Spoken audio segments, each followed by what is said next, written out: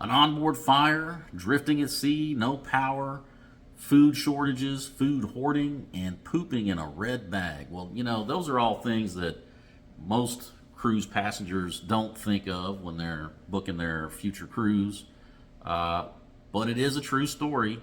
And in today's video, we're going to talk about Netflix's new documentary detailing those events. And we'll talk about it right after this.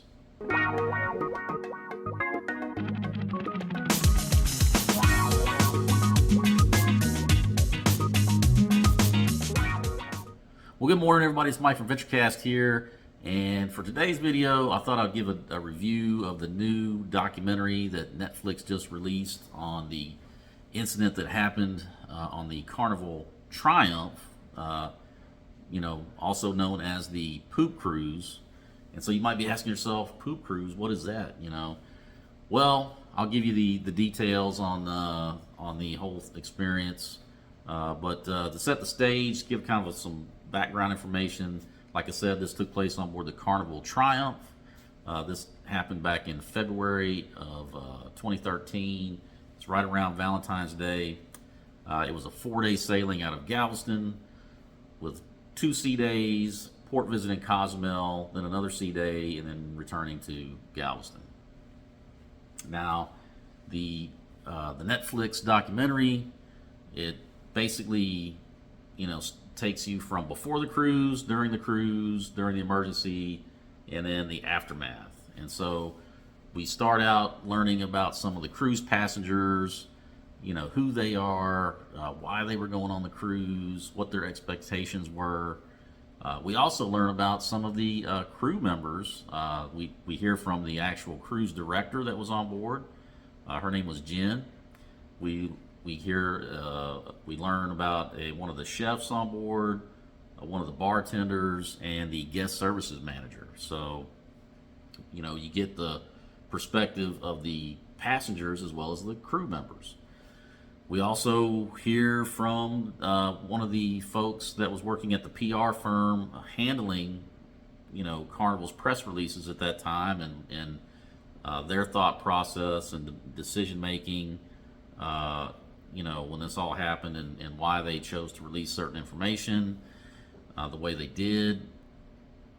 Family members of the passengers, and as they were hearing the information come out about this cruise and what was going on. We also hear from an attorney that was involved in some of the post-cruise lawsuits and things that went on afterwards. So, and also you hear from some of the reporters at CNN and, their decision making on, initially, should we cover this? And then, once they ultimately made the decision to cover it, how they were going to cover it and why they covered it a certain way. So you kind of get a wide range of different perspectives. And I think that's probably the best, at least in my opinion, the best part of this whole documentary. You get to see it from everybody's point of view. But yes, they document in here about the emergency that took place. We see, that day, it was day 4. We see some of the footage of people waking up and reacting to the fact that there had been this fire, that it had knocked out the electrical system. And, that kind of sets the stage for what goes on in, as far as like how our passengers going to deal with this, because if there's no power, well, there's no air conditioning. A lot of the activities on board are probably not going to be going on like you would normally expect on a cruise. And on top of that, the bathrooms were not working. So, all of that, you start to get a sense of what it was like for these passengers. And then you hear from some of the crew members on board, like what was going on behind the scenes, the decisions that were made. You hear from the cruise director. She talks about, what was going on the bridge during all of this, the phone calls that were made.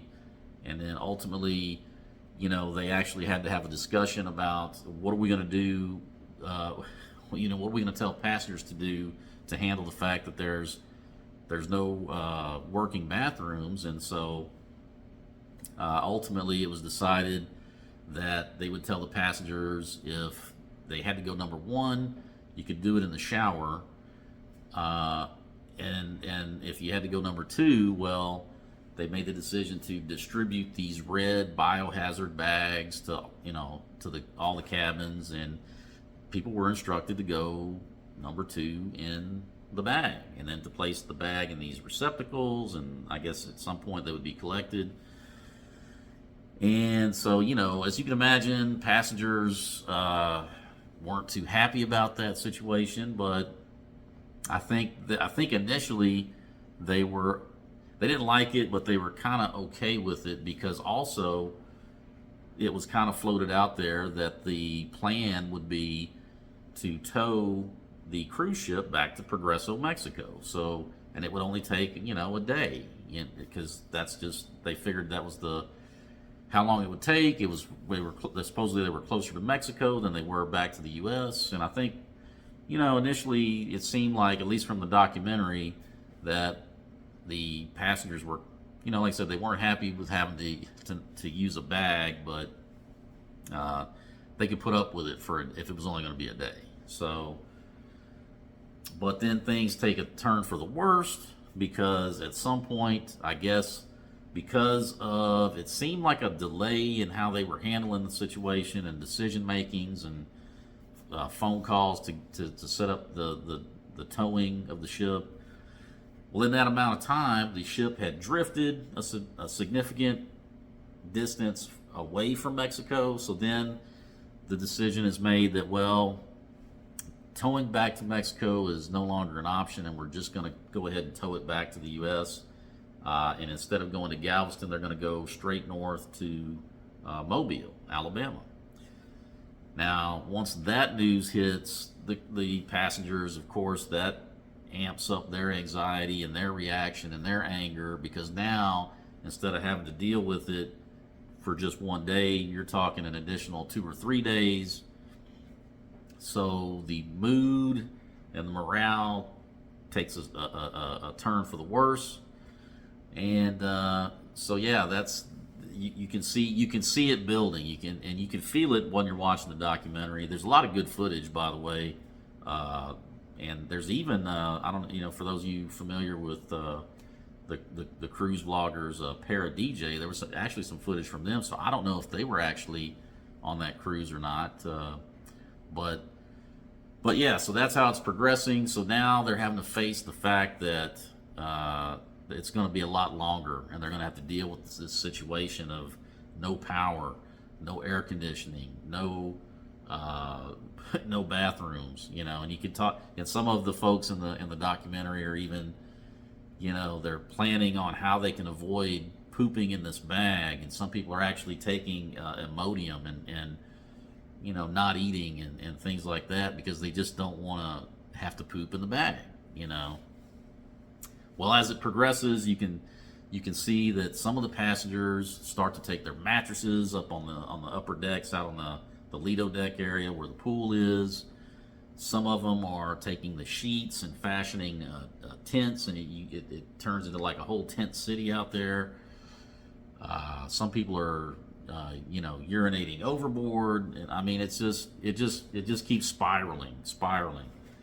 But initially, a lot of information wasn't getting out. You know, CNN, you know, they just got the generic press release from Carnival and the PR company that really didn't, and it just said that there was a fire on board, and not much details after that. Well, at some point, Carnival brings a couple of their other cruise ships by to drop off supplies, and when that happens, some of the passengers are able to hook up and use those ships' Wi-Fi to get some messages out. So then the details start getting disseminated that, hey, this is a lot more serious situation. There's no power. We're drifting. We're having to be towed back to the U.S., and it's going to take 2 or 3 more days, and there's no bathrooms, and there's poop bags, and, you know, lines for food, and So that starts to leak its way out to CNN and all the other media outlets, and so that's when the focus really gets shifted, or the spotlight, if you will, gets shifted to Carnival and how they're handling this and the whole situation.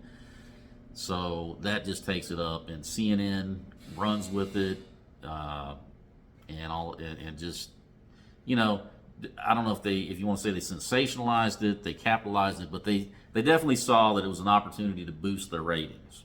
So getting back to the documentary, you know, they do a good job of documenting how things just keep getting worse, and it just, the whole mood of the passengers just keeps getting worse. And you know, they show the food situation and how a lot of food had to be thrown away, the perishable food had to be thrown away, and now, you know, instead of having people in the main dining room and eating guys' burgers and Blue Iguana, they decide that they're going to have to just make some sandwiches, and a lot of these sandwiches just had like tomatoes, onion, just real basic. But, you know, everybody had to line up at a couple of different locations to get these sandwiches. And some people were just sending, I guess, one member of their family, and they were getting multiple sandwiches at once. And so that kind of drew the ire of the other passengers, because they felt like these people were hoarding food and they should just get one at a time. And so it just keeps getting worse and worse. And then at some point, someone on board makes the decision, well, hey, let's give them free alcohol, you know, so let's just have an open bar. And that proved to be a bad decision, and ultimately that had to get shut down because some fights were breaking out. So it was just a just total chaos. And I think this documentary, did a decent job covering that and painting the picture. And then ultimately, in the end, they do make it to Mobile. They get offloaded, and as you can imagine, they're very happy to get back. There's some people crying. You know, it was almost like a hostage situation being resolved, you know, the way this unfolded. And you know, it was reported at the very end of the video that Carnival, like, I guess the compensation for this that Carnival offered was a refund of the cruise, $500 in cash, paying for some of the transportation, and a free cruise, you know, a free future cruise credit, basically. Now, one of the lawyers steps in and who deals with maritime law and those kind of lawsuits, and obviously he signs a bunch of clients up, and it doesn't really say like what the settlement was, but it just says that Carnival settled with these people. I'm sure they had to sign non-disclosure agreements, and but yeah, that's pretty much the whole story in a nutshell. And ultimately, just so people know, the Carnival Triumph later got refurbished and all that, and then in 2019 they changed the name from the Triumph to the Sunrise. So that ship is still sailing today with passengers. All right, so what kind of review would I give this? Did they do a good job or not? Well, I think overall, I would say it was a good documentary. I mean, it wasn't a deep dive documentary, but I think the reason I say it was a good documentary is it touches it addresses the situation, and it gives you different perspectives. I think that was the best thing about it, is because you heard from the passengers, you heard from the crew members, you heard from the family members back home, you heard from the people working at the PR firm for Carnival, you heard from the people at CNN who were covering this, and it was a good progression. You know, it was just like a story. They told the story. You know, hey, these are the characters.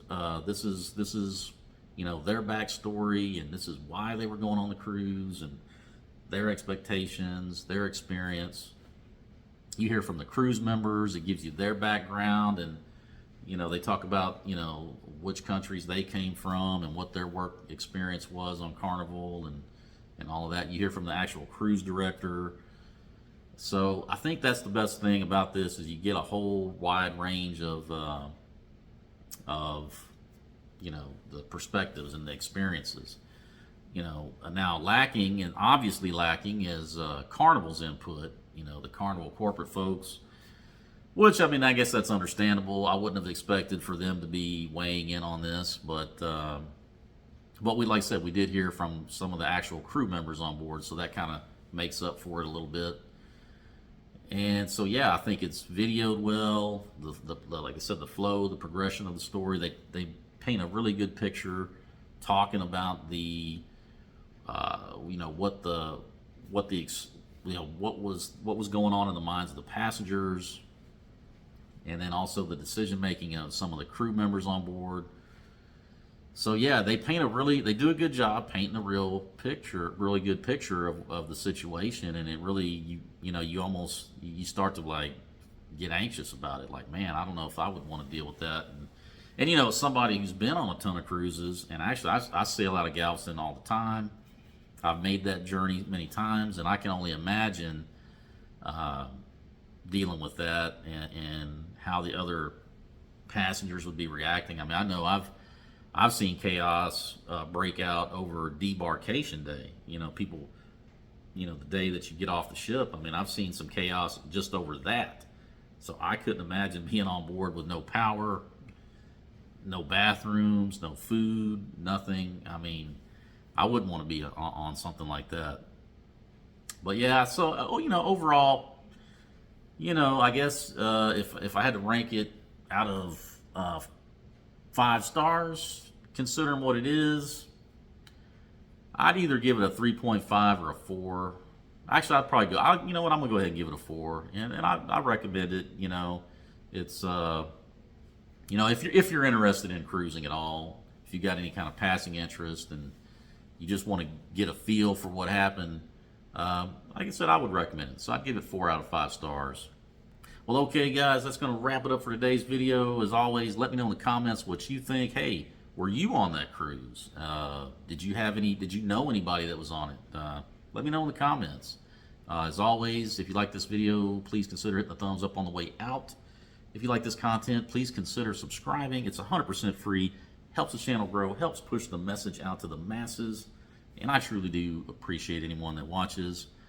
And I hope you guys have a great day. So until then, I'll see you on the next video. Take care, everybody.